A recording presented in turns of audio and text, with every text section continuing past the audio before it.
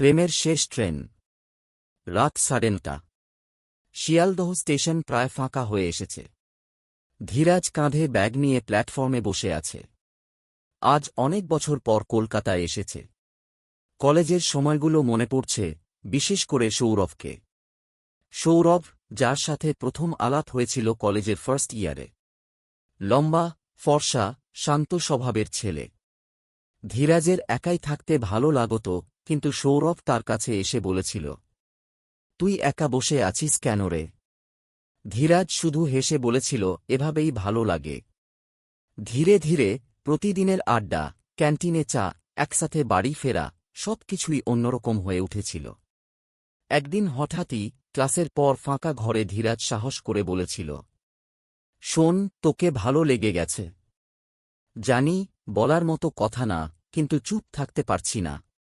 সৌরভ কিছুক্ষণ চুপ করে থেকে বলেছিল, আমি জানি, আমিও তোকে অনেক ভালোবাসি, কিন্তু কাউকে বলবি না, প্লিজ।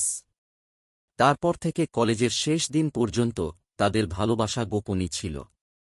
বন্ধুদের সামনে তারা শুধু বন্ধু, কিন্তু একা থাকলেই চোখে চোখে কথা, হাত ধরে বসা, কখনো আলতো চুমু, এটাই ছিল তাদের পৃথিবী।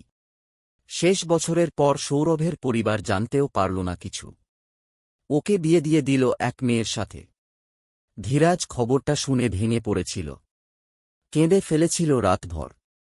আজ 5 বছর পর কলকাতায় এসে ধীরাজ আবার স্টেশনের পাশে সেই চায়ের দোকানটায় গেল।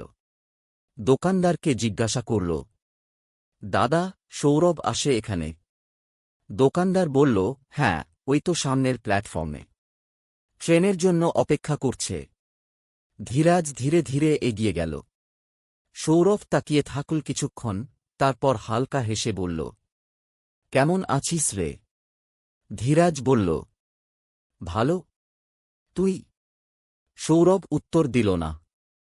শুধু দুজন চুপচাপ দাঁড়িয়ে রইল। একসময় সৌরভের ট্রেন এল। উঠতে উঠতে সে বলল, ধীরাজ, তোকে আজও ভালোবাসি। কিন্তু জানিসই তো।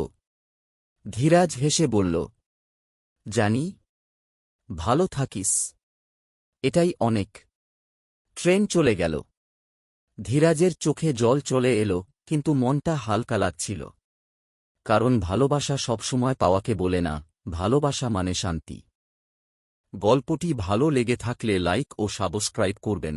দেখা হচ্ছে পরের গল্পে।